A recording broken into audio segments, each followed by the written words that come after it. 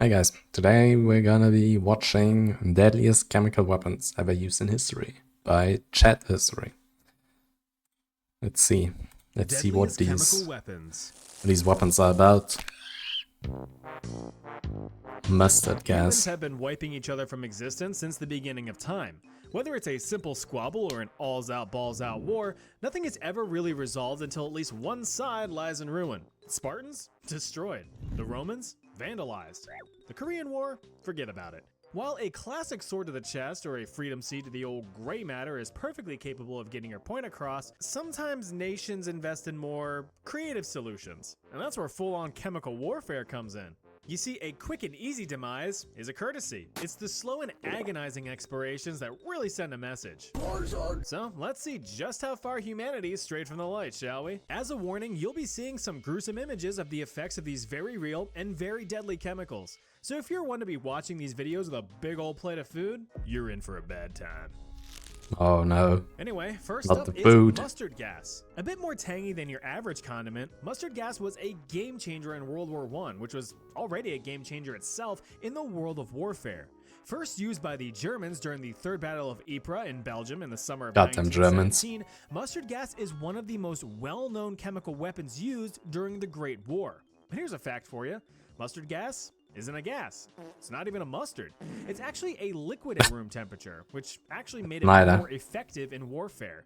The thick and oily liquid would stick to most surfaces for days on end. And to take advantage Looks of disgusting. this, mustard gas was packed into artillery shells, which bombarded the battlefield. The artillery explosions would turn the liquid into a fine mist, spraying all over the place. What's worse is that the lethal liquid would slowly vaporize in warmer temperatures, creating creeping death clouds which would engulf soldiers. This vicious vapor had a strong garlic or mustardy odor, which is how the chemical got its namesake. But no matter if it's a gas or a liquid, the horrible effects still remain the same. And I hope you're ready for some brief chemistry lessons here, because I'm going to be giving you a rundown of how these chemicals affect the human body. And since I'm a chemical engineer during my day job, you can, trust me, bro. Alright, so mustard gas is what's called a blistering agent. This means that its main form of attack is damaging human tissue. And this is done through the chemical's ability to really fudge up the DNA and proteins in the nuclei of your cells, particularly in the moisture areas of your body like your eyes, your skin, and your respiratory tract. So rest easy knowing that nowhere's really safe, especially if you sweat a lot, like say a soldier in the heat of battle carrying a crap ton of equipment.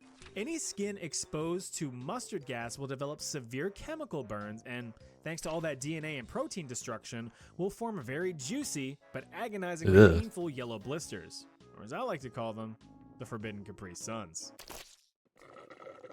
No. How bad Why? this is on your skin, it's even worse when it gets in your slippery wet eyeballs.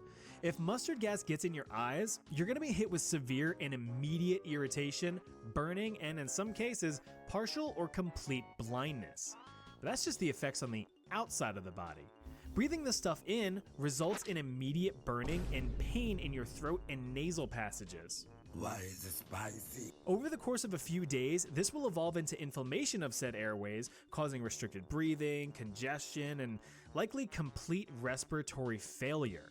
Those who did survive mustard gas exposure often suffered long-term respiratory complications for years after the war. Despite causing these horrific side effects and being the most commonly used chemical in old WW1, the mortality rate of mustard gas is pretty low, only making up about 2 to 3% of all chemical warfare deaths during the Great War.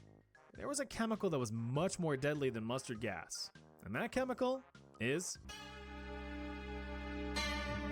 Stream. way back in 1812, Cornish chemist and long neck haver John Davy decided to try to make some new chemical compounds. He really has a long neck. Today's attempt was exposing a mixture of carbon monoxide and chlorine gas to sunlight. UV radiation from the sunlight actually kicked off a reaction, forming a new gaseous compound. Davy named this creation phosgene, which, when roughly translated from Greek, means born from light. This compound was pretty easy to produce and was deemed valuable in various chemical synthesis reactions. It's even still used today as an intermediate chemical by industries for making stuff like plastics, insulation, and even pharmaceuticals. The problem though is that it's extremely deadly if misused.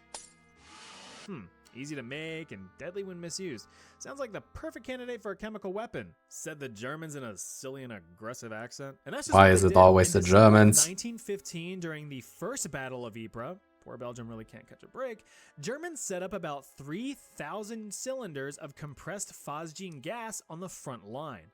It was then released in a light breeze, causing a deadly white cloud which devoured the opposing forces. Now, phosgene is classified as a choking agent, which, although very kinky, is lethal. When exposed to phosgene gas, you immediately experience violent coughing, difficulty breathing because, a choking agent, and nausea and vomiting. Not only will your skin develop painful chemical burns, but your respiratory tract as well. Just like with chlorine gas that I mentioned in a previous video, phosgene has a similar mechanism of action. It reacts with residual moisture inside and outside of your body through a process called hydrolysis, which forms hydrochloric acid and carbon dioxide. The newly formed acid eats away at any tissue it comes in contact with, which hurts, like a lot. The gas also directly damages your body's cells, causing your blood vessels to start leaking out fluids to neighboring organs, particularly your lungs, which is, as the French say, no bueno. The excess fluid in your lungs only makes your breathing worse. Do the French and say worse that? I until don't think so. eventually, you're physically unable to breathe and you suffocate. Now, you might be familiar with the fact that a key tactic of World War I was trench warfare. Both sides of the war dug miles and miles of trenches as a way to protect themselves from machine gun fire. It's really hard to shoot at guys when they're in a little hidey hole. Well, this is where chemical weapons really shined. You see, chemicals like mustard gas and phosgene are much heavier than air, which means that the gases would creep over the land and pour into the trenches, flushing out any soldiers who happen to be in the wrong place, the wrong time. Warfare involving chemical weapons was horrifying. British officer Martin Greener recounted witnessing a cloud of poison gas approaching his position. This is so scary. Just at dawn, they opened a very heavy fire, especially machine gun fire. And that's the idea, was that apparently to make you get down. And then the next thing we heard this sizzling, I mean, you could hear this damn stuff coming out. And then saw this awful cloud coming over. Great yellow, greenish yellow cloud. Wasn't very high, about, I would say, it wasn't more than 20 feet up. Nobody knew what to think. But immediately it got there, we knew what to think. I mean, you knew what it was. Well, then of course you immediately began to choke. Then the word came, whatever you do, don't go down. You see, if you got to the bottom of the trench, you got the full blast of it, because it was heavy stuff, it went down. Now, you have to remember that phosgene was first used in 1915. The first effective gas masks weren't developed or distributed for a few months, meaning that these first witnesses had little to no protection against this stuff. In the end, phosgene is estimated to be the cause of over 90,000, or about 85% of all known chemical weapon deaths during World War I. That is a History lot. likes to highlight the German Empire for their aggressive use of chemical weapons during the Great War, and rightfully so. It was actually France who first used tear gas in 1914. But compared to chemicals like phosgene, it's like hucking a paper ball at a cannon.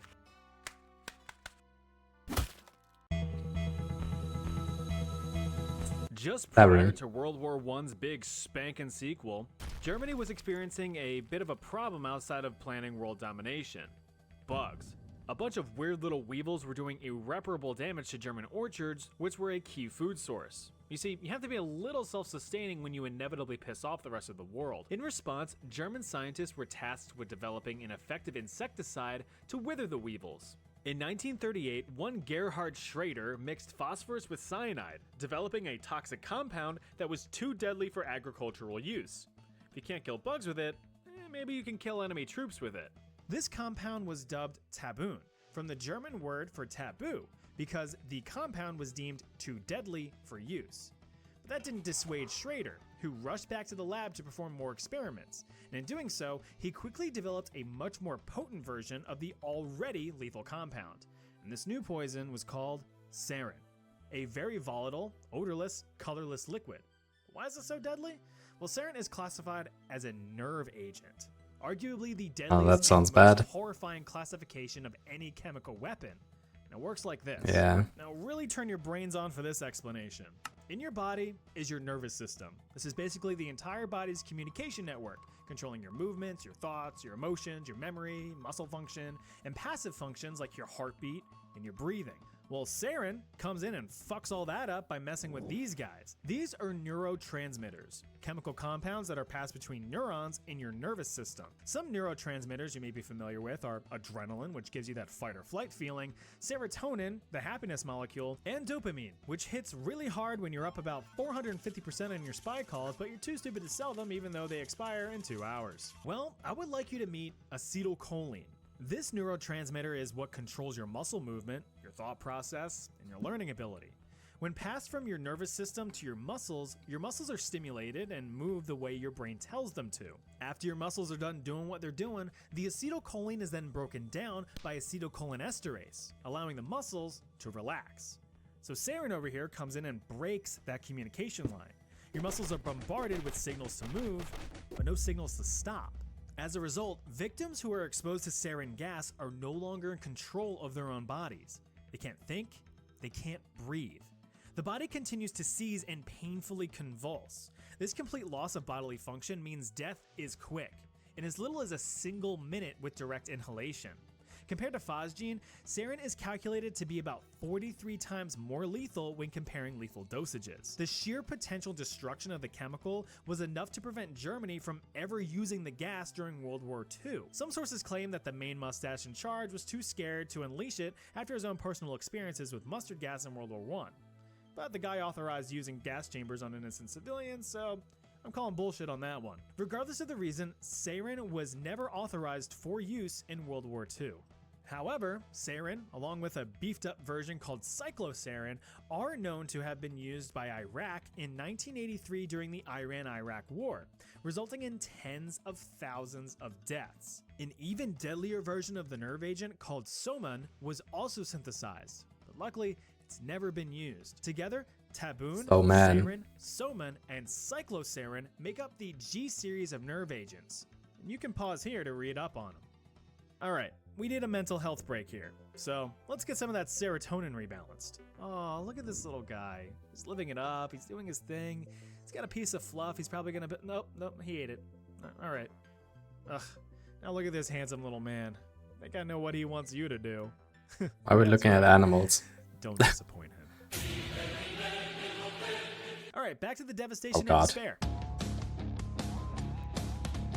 Venomous Agent X, or Venomous VX Agent for short, X, is a chemical compound discovered by the British in the 1950s, while, go figure, researching potential pesticides. Oh, how the turntables. Britain pulled the whole copy my homework but in your own words move by building off of the aforementioned Gerard Schrader's work. Once fully developed and refined, the compound was then produced for the sake of chemical warfare, should the world wars decide to become a trilogy. In its pure form, VX is a thick, oily, amber-colored liquid that is relatively non-volatile, meaning that it doesn't vaporize easily on its own at room temperature. These physical properties prevent the oil-like chemical from dissipating wherever it's released. It can remain on the ground and plants for days on end, creating poison pools across the landscape. The odorless and tasteless liquid is lethal in very small doses. Why did the fucking coconut just kill him? Will be enough to send you vertically packing. The mechanism of action is identical to sarin, causing a complete loss of bodily function and death by asphyxiation. However, VX is considered to be much more potent. In 1993, the United Nations banned, along with several other chemical weapons, the production and stockpiling of VX in any amount that exceeds 100 grams, or about a quarter pound minus the cheese. VX had also been used alongside sarin during the Iran-Iraq War in 1983. As well as a few assassinations, the most high profile of which being the brother of North Korea leader guy Kim Jong-un in 2017, where 2 women rubbed a cloth soaked with the nerve agent in the poor guy's face at an airport. He received his one-way boarding pass to the Northeast Korea in the sky in just 15 minutes. But that's not the end of nerve agents just yet. No, now it's the Soviet Union's turn to dabble in chemical weapons in the 1970s. Many sneaky Soviet scientists were tasked with developing new nerve agents to bypass the UN's banned chemical weapons list.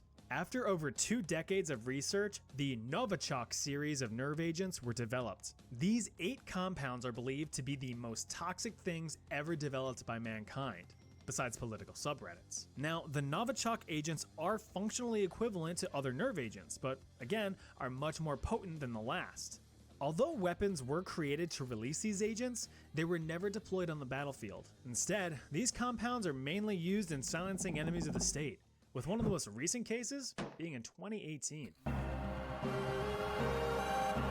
If you've actually paid attention in any of your world history classes, then you know what this stuff is. Zyklon B. Derived from the German word for cyclone, this pesticide turned humanicide was developed by, you guessed it, those gosh dang Germans back in the 1920s. Originally for much more innocent uses like getting rid of lice on clothes, to fumigating warehouses, ships, and even trains used to transport cattle. Just cattle.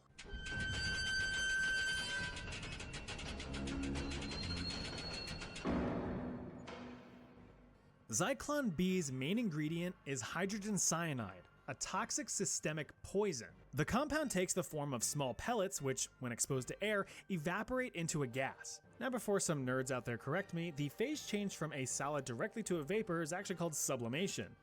This is me saying, I know. What matters is the impact of the gas once inhaled. The biology of it all is very complex, but basically when a victim inhales hydrogen cyanide, it's absorbed into the blood through the lungs, where it breaks down into regular cyanide. This then poisons the body's cells, particularly the mitochondria. You know, the powerhouse of the cell. No, not the powerhouse of the cell. Well, inside the mitochondria, cyanide stops the cellular respiration process. This means that your body can no longer produce the energy required for your cells to do their jobs. And just like in this American economy, without jobs, the cells die very quickly.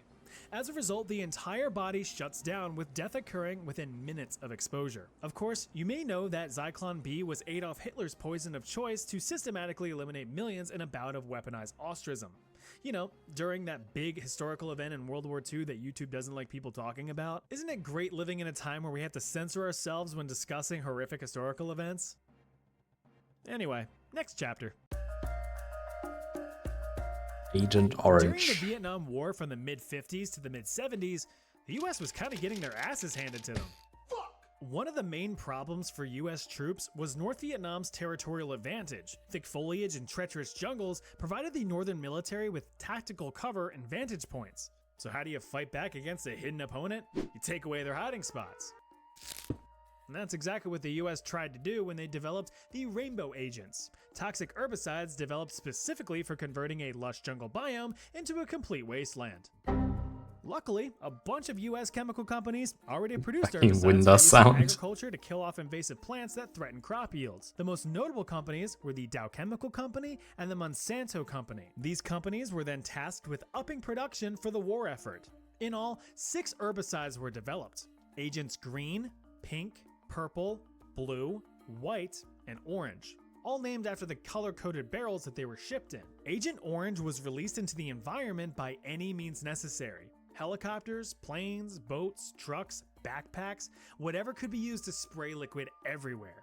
It's estimated that over 11 million gallons of Agent Orange showered over South Vietnam, as well as the neutral countries of Laos and Cambodia. The US government actually sprayed about 20 times more than what the chemical manufacturers deemed necessary to get the job done. You what? Tens of thousands of square miles of rainforest and jungle were devastated in the 60s and 70s. Good job, America. Were flat out destroyed. Surviving wildlife were forced to relocate, and while not directly intended, hundreds of thousands of people were caught in the crossfire, soldiers and civilians alike. Immediate exposure symptoms included skin irritation and swelling, as well as difficulty breathing. Overall, the short-term effects were pretty mild and non-threatening. However, it was the long-term effects that packed the punch. In all, 14 diseases are linked with Agent Orange exposure, including various cancers, Parkinson's disease, and severe birth defects thanks to the chemical mixture's genetically damaging mechanism of action. Despite not being solely intended as a chemical weapon against humans, it is estimated that over 300,000 US troops and over 400,000 Vietnamese, Laotian, and Cambodian people have died as a result of Agent Orange's long-term side effects, making the compound one of the deadliest in history. Oh man, what a bummer. I should watch something happier. Here. And some of these weapons, it's scary. It's scary out there.